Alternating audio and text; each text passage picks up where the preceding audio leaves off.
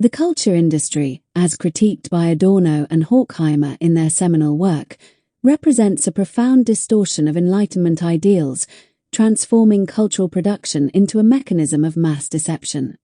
At the heart of this critique lies the statement that the culture industry creates a false identity between the universal and the particular. This assertion encapsulates how mass culture imposes a veneer of individuality and diversity upon a fundamentally standardized and homogenized reality, thereby reconciling the broad, systemic forces of capitalism with the purported uniqueness of personal experience. It suggests that the industry fabricates an illusion where the general patterns of societal control appear as tailored expressions of individual choice, masking the underlying uniformity that serves economic domination. This false equivalence is vividly illustrated through the lenses of mass culture, standardization, and consumer choice, drawing on historical developments from the mid-20th century, including the rise of monopolistic media empires and the integration of technology into everyday life.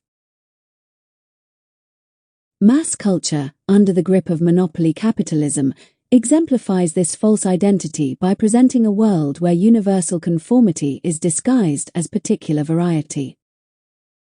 In the 1930s and 1940s, as radio and film industries consolidated under giants like Warner Brothers and Metro-Goldwyn-Mayer, cultural outputs became overtly commercial enterprises, no longer pretending to embody artistic truth but openly declaring their profit-driven nature.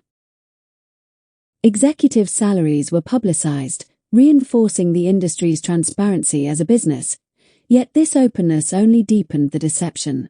Films and radio programs, broadcast to millions, fostered a cycle of manipulation where audience needs were not organically met but artificially shaped to perpetuate the system.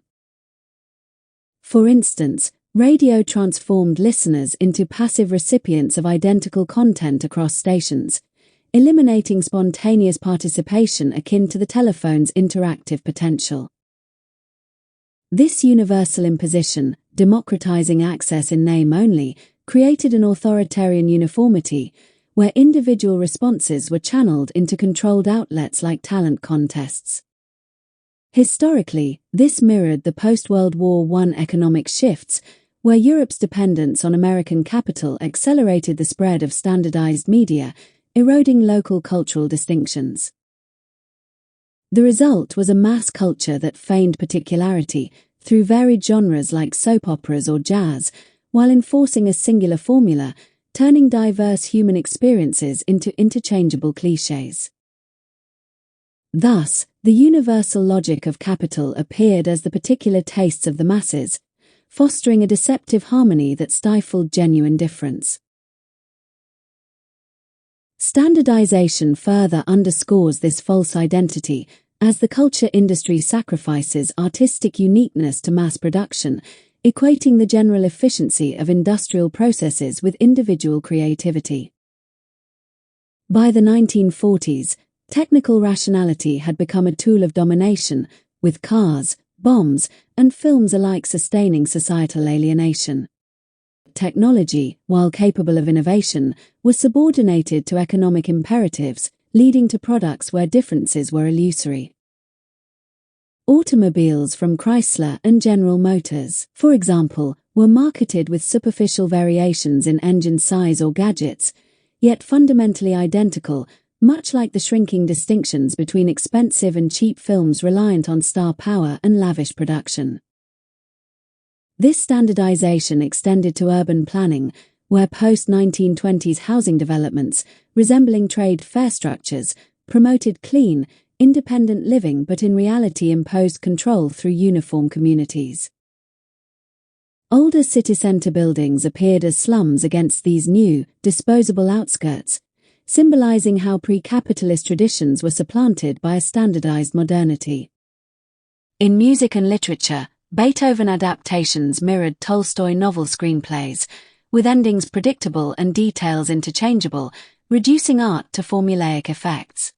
The advent of sound films in the late 1920s intensified this, as precise replication of reality blurred the line between screen and life, training viewers to see the universal filter of industry as their particular worldview. Even television's emergence in the 1950s promised to unify radio and film, exposing the overt sameness hidden in earlier media. This historical trajectory reveals how standardization creates a false identity. The universal machinery of production is presented as the particular artistry of creation, eroding authentic expression and replacing it with mechanical repetition. Consumer choice, perhaps the most insidious aspect, perpetuates this illusion by offering a plethora of options that ultimately reinforce uniformity, conflating universal control with particular agency. In the era of monopoly, cultural monopolies, dependent on steel, petroleum, and banking giants, classified consumers into statistical categories, such as income-based zones in research charts, to tailor products that ensured no escape. Distinctions like A films versus B films or magazine price tiers served not real variety but precise labeling, with something offered for everyone to measure and control behavior. Post-World War II, this manifested in the culture industry's emphasis on impressive production values over meaningful content, where the visibility of invested capital became the sole standard. Consumers were expected to spontaneously select from mass-produced goods designed for their type, yet debates over product advantages maintained only the facade of competition. Historical examples abound. Jazz improvisations followed fixed rules, hit songs predicted continuations from initial notes, and novelty effects were categorized commercially. The 1930s rise of fascism amplified this, with cultural purges aligning media to state interests, yet even in democracies, the dependence of broadcasting on electrical industries mirrored this control. Television's delayed integration due to corporate disagreements in the 1940s further illustrated how consumer demands were manipulated, with ready-made patterns supplanting personal schematism as per Kantian ideals. This false choice extended to leisure, where entertainment mimicked work's mechanization, turning free time into alert consumption. By the 1950s, as ideology emptied into vague promises, consumers internalized this, defending the system that enslaved them, much like masses in pre-fascist Germany clung to success myths.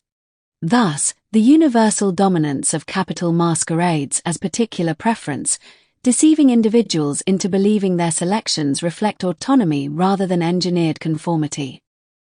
So therefore, the culture industry's creation of a false identity between the universal and the particular lies in its ability to weave mass culture's homogeneity into the fabric of individual lives, presenting standardization as innovation and consumer choice as freedom.